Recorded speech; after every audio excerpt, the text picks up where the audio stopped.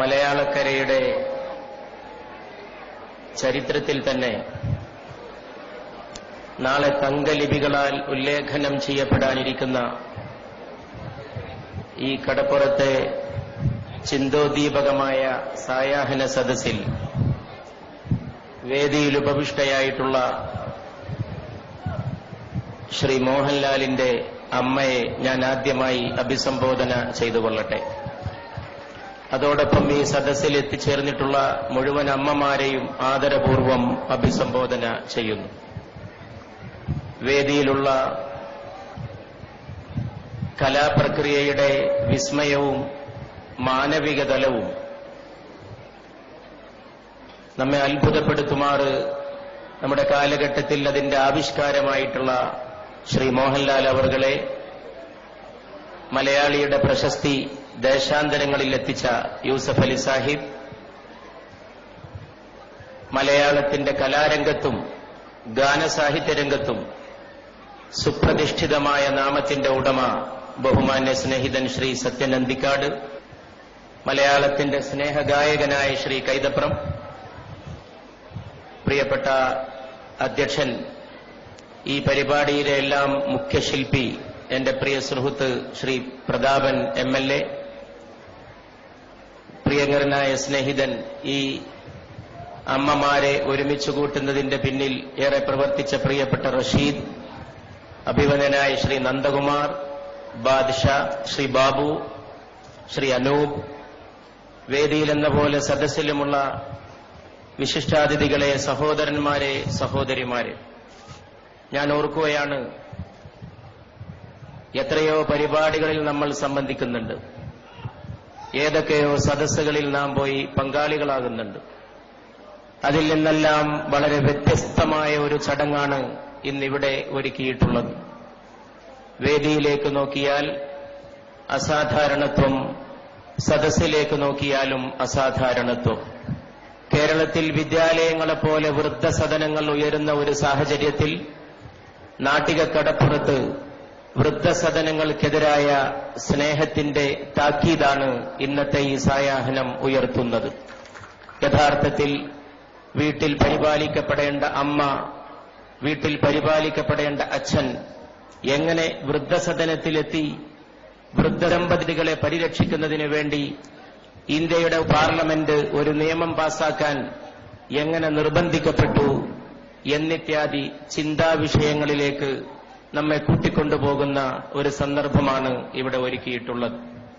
കേരളത്തിൽ കഴിഞ്ഞ ഒട്ടേറെ വർഷങ്ങളായി മലയാളികൾ കൂടുന്നിടത്ത് കേരളത്തിന് പുറത്തും വൃദ്ധസദനങ്ങളുടെ ആധിക്യത്തിനെതിരെ, വൃദ്ധദമ്പതിമാർ പരിപാലിക്കപ്പെടാത്ത സ്നേഹനിരാസത്തിനെതിരെ സംസാരിച്ചിട്ടുള്ളവരിൽപ്പെട്ട ഒരാളെന്ന നിലയിൽ ഈ സദസ്സ് എന്നെ ആവേശം കൊള്ളിക്കുകയും ഈ സദസ്സ് എന്നെ അത്ഭുതപ്പെടുത്തുകയും ചെയ്യുന്നു. അന്ധകാരത്തിനെതിരെ ഉയർത്തിയിട്ടുള്ള പ്രകാശഗോപുരമാണ് ഒരുമയുടെ ഈ സന്ദർഭം എന്ന് പറയാൻ ഞാൻ ആഗ്രഹിക്കുകയാണ്. ഇനി മുതൽ വീട്ടിൽ പെറ്റ തള്ളയെ ആട്ടിപ്പുറത്താക്കുന്ന സ്വഭാവം മലയാളിക്കില്ലാതായിരിക്കട്ടെ, അതിനുള്ള താക്കീതായി ഈ സദസ്സ് പരിണമിക്കട്ടെ എന്ന് നമ്മളെല്ലാവരും ഹൃദയപൂർവം ദൈവത്തോട് പ്രാർത്ഥിക്കുകയാണ്. യഥാർത്ഥത്തിൽ മാനവ സംസ്കൃതിയുടെ അടിസ്ഥാനം മാതാവാണ്. മനുഷ്യനുണ്ടായത് മാതാവിൽ നിന്നാണ്.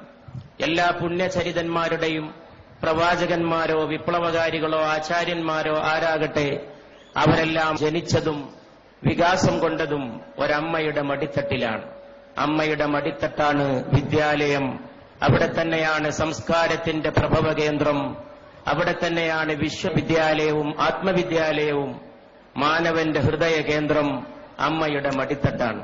പക്ഷേ ആധുനിക മനുഷ്യൻ അവന്റെ പല മൂല്യങ്ങളും തിരസ്കരിച്ചപ്പോൾ വീടുകളിൽ നിന്ന് അമ്മക്ക് പടിയിറങ്ങേണ്ടി വരുന്ന ദുരവസ്ഥയാണ് കാണാൻ സാധിക്കുന്നത്. തിരുവനന്തപുരത്തൊരു വലിയ വൃദ്ധസദനമുണ്ട്. അവിടെ പാർക്കുന്നവരിൽപ്പെട്ട ഒരമ്മയോട് ഒരു ടെലിവിഷൻ വാർത്താ ചാനലിന്റെ പ്രതിനിധി ഒരിക്കൽ നടത്തിയ ഇന്റർവ്യൂ കാണുവാൻ എനിക്ക് അവസരമുണ്ടായി.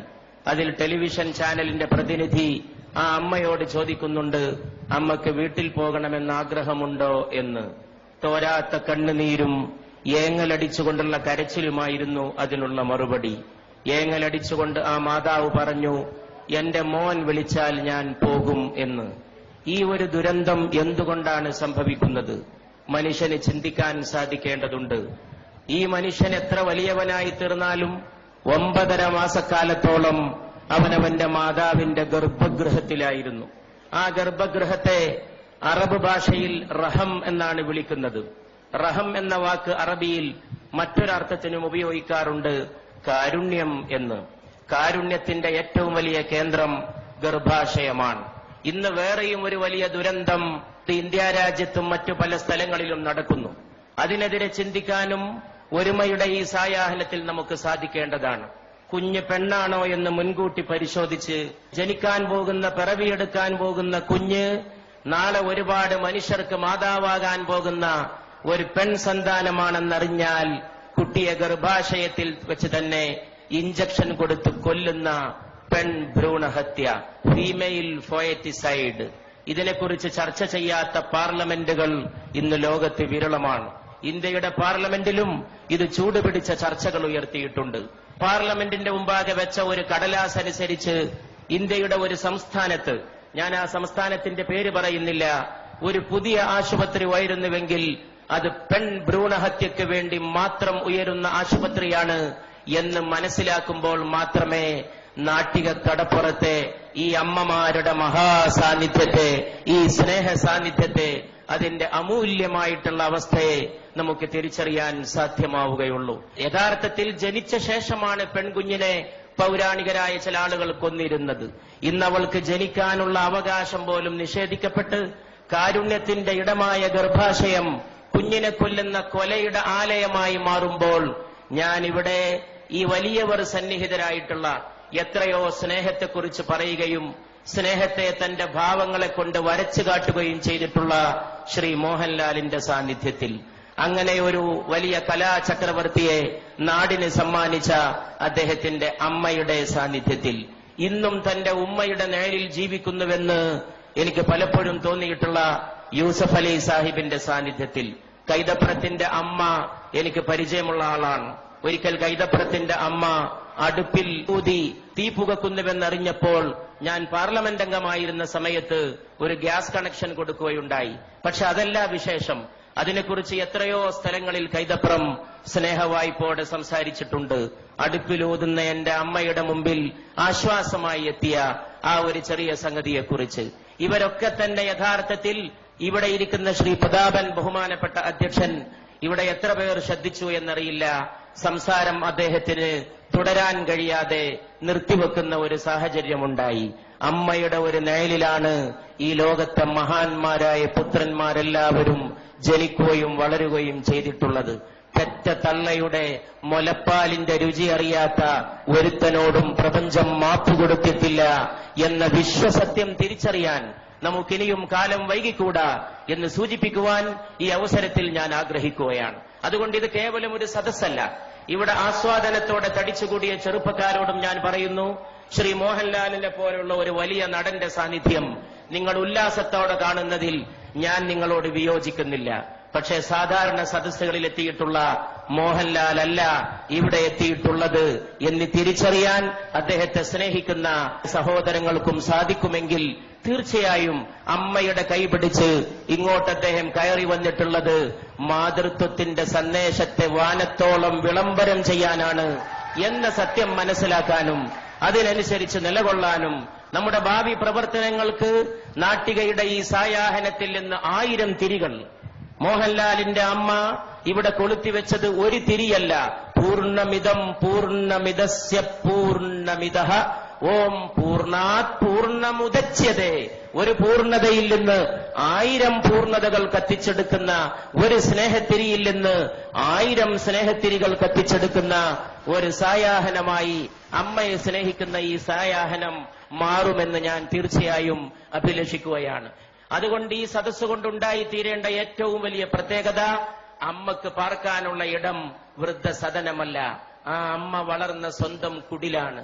അമ്മയുടെ വീടാണ്. അമ്മ പെറ്റു വളർത്തിയ മക്കളാണ്. അമ്മ കഞ്ഞി കൊടുത്ത് പോറ്റി വളർത്തിയ മക്കളാണ്. അമ്മയുടെ നെഞ്ച് തലോടാൻ, അമ്മയെ താങ്ങിയിരുത്താൻ, അമ്മയെ മാറോട് ചേർക്കാൻ ഞാൻ എന്റെ മാതാവിനോടുള്ള സ്നേഹത്തിന്റെ പേരിൽ പഠിക്കുന്ന കാലത്ത് 1 കൊല്ലം നഷ്ടപ്പെടുത്തിയ ആളാണ്. വീട്ടിൽ നിന്നല്പം ദൂരെ ഒരു സ്ഥലത്ത് കൊണ്ടുപോയി എന്നെ ചേർത്തു.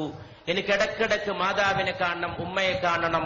അതൊരു രോഗം പോലെ, ഒരാധി പോലെ, ഒരു ശ്വാസം മുട്ടൽ പോലെ, അറിയിക്കാൻ കഴിയാത്ത ഒരു വികാരം പോലെ വന്നപ്പോ 1 കൊല്ലം അധ്യയന വർഷം നഷ്ടപ്പെട്ടത് ഞാൻ ഓർക്കുകയാണ്. പക്ഷേ എന്റെ മാതാവ് ഇന്ന് ജീവിച്ചിരിപ്പില്ല. അവരെ ഓർക്കുമ്പോൾ അതൊരു നഷ്ടമായിട്ട് കാണാൻ സാധിക്കുന്നില്ല.